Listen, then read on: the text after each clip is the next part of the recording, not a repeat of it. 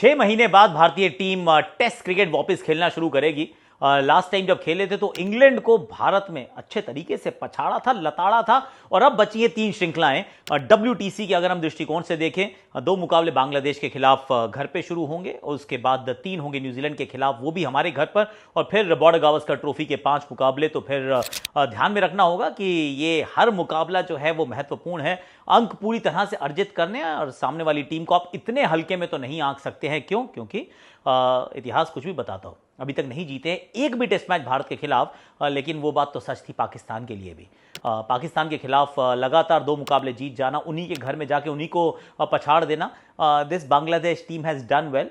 फिर चाहे वो शाकिब अल हसन की टीम कहें या लिटन दास के उस हेरोइक एफर्ट की बात करें, या मेहदी हसन मिराज, या फिर नजमल हुसैन शांटो उनके कप्तान, टीम अच्छी लग रही है। पर their job will be cut out, क्योंकि भारतीय टीम भारतीय सरजमी पर इट्स अ टीम जिसको हराना ऑलमोस्ट नामुमकिन नज़र आता है। तो बहुत कमाल का ये मुझे लगता है कि मुकाबला होगा। उतना स्ट्रेट फॉरवर्ड शायद ना हो जितने पहले श्रृंखलाएं हुआ करती थी, क्योंकि भारतीय टीम अब मुझे नहीं लगता कि बहुत ज़्यादा वो टर्निंग स्पिनिंग एकदम पिच बनाएगी। वो बिल्कुल 2.5-3 दिन वाला टेस्ट मैच भारत खेलना पसंद नहीं करेगी। गौतम गंभीर वो नए कोच हैं और उनकी सोच यही रहती थी कि फेयर पिच पे मुकाबले खेलने हैं। और बांग्लादेश क्योंकि थोड़े कॉन्फिडेंस के साथ यहाँ पर आए हैं, टेस्ट क्रिकेट हमें तो 6 महीने हो गए, इन्होंने तो अभी पिछले महीने खेली थी।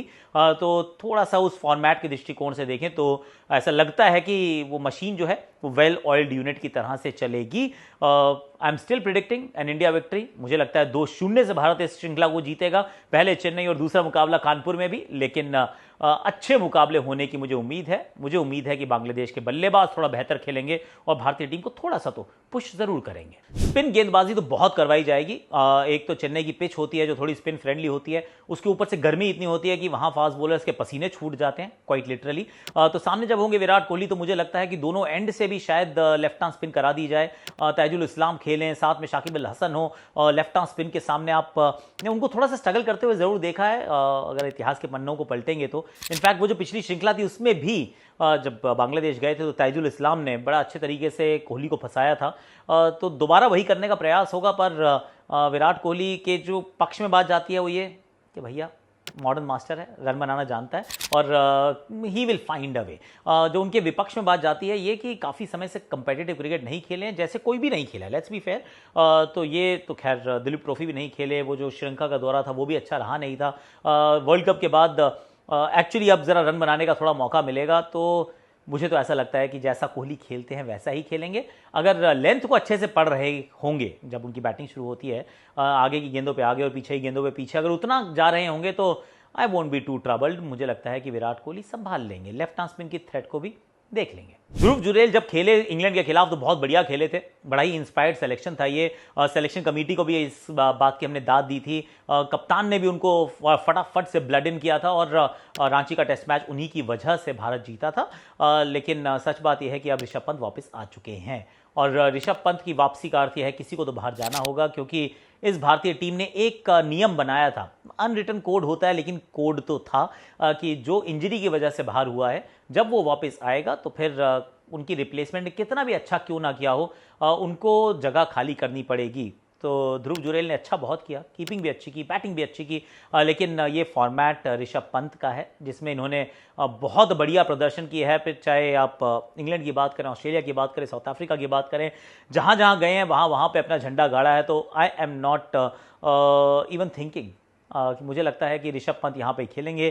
थोड़ा सा अनफेयर लगेगा ध्रुव जुरेल को और उनके फैंस को, लेकिन सच है कि ऋषभ पंत का यहाँ 11 में खेलना at this point in time बनता भी है। केएल राहुल और सरफराज खान में जब टॉसअप होगा तो मुझे लगता है केएल राहुल इस रेस को वो जीत जाएंगे, वो बाजी वहाँ मार जाएंगे। क्यों? क्योंकि वही फार्मूला है जो हमने ऋषभ पंत और ध्रुव जुरेल के बारे में बात की, विराट कोहली के वापस आने की बात की। तो जिसने भी जगह खाली की है, अगर तो वो इंजरी की वजह से बाहर गए हैं, आउट ऑफ फॉर्म है तो बात अलग है, तो आप ड्रॉप होते हैं। लेकिन अगर आप इंजरी की वजह से बाहर गए हैं तो फिर आपकी जगह कोई भी खेला हो, उसने अब फिर कितना भी अच्छा क्यों ना किया हो, आपको जगह खाली करनी होगी द मोमेंट वो जो ओरिजिनल चॉइस प्लेयर जो है वो अवेलेबल होते हैं। तो केएल राहुल का प्रदर्शन वैसे बहुत बढ़िया रहा है। उन्होंने बैटिंग ऑर्डर में उनको ऊपर नीचे इसलिए किया गया क्योंकि ये माना जा रहा है कि बहुत वर्सेटाइल खिलाड़ी हैं, तो अलग अलग जगहों पर खेल सकते हैं। कीपिंग तो नहीं करेंगे, टेस्ट मैचेस में उनसे कीपिंग भी कराई गई, कीपिंग वो नहीं करेंगे, लेकिन बल्लेबाजी के तौर पर मुझे तो ऐसा लगता है, ये मेरा मानना है कि सरफराज से पहले केएल राहुल खेलते हुए नजर आएंगे। यस आई नो, जैसे ध्रुव जुरेल के लिए वो बात शायद थोड़ी सी नाइंसाफ़ी थी, सेम बात हम सरफराज के लिए भी कह सकते हैं कि दिल तो ज़रूर टूटेगा, पर केएल राहुल को मैं प्लेइंग 11 में खेलते हुए देख रहा हूँ। भारतीय अगर हम प्लेइंग 11 की बात करें तो मुझे लगता है कि रोहित शर्मा के साथ यशस्वी जायसवाल, 3 नंबर पे अभी भी शुभमन गिल होंगे, 4 पे विराट कोहली वापस आ चुके हैं तो वो होंगे, 5 पे मुझे लगता है कि केएल राहुल नजर आएंगे, 6 पे होंगे ऋषभ पंत और यहीं पे हो जाएगी बैटिंग समाप्ति, यानी कि जगह नहीं होगी सरफराज खान के लिए, नहीं होगी जगह ध्रुव जुरेल के लिए। उसके बाद 5 गेंदबाजों से भारत उतरना पसंद करेगा, जिसमें 3 होंगे स्पिनर्स, 1 होंगे लोकल बॉय रविचंद्रन अश्विन, उनके साथ होंगे रविंद्र जाडेजा जो चेन्नई सुपर किंग्स के लोकल बॉय मान लीजिए आप उनको, और कुलदीप यादव को मैं अक्षर से पहले खेलते हुए देखता हूं, क्योंकि कप्तान को भी वो पसंद है, ना he is a wicket taker, थोड़ा सा लेफ्ट आर्म रिस्ट स्पिन, एक अलग वैरायटी लाते हैं। 2 फास्ट बॉलर्स मोहम्मद सिराज और जसप्रीत बुमराह मुझे लगता है 11 में शामिल होंगे।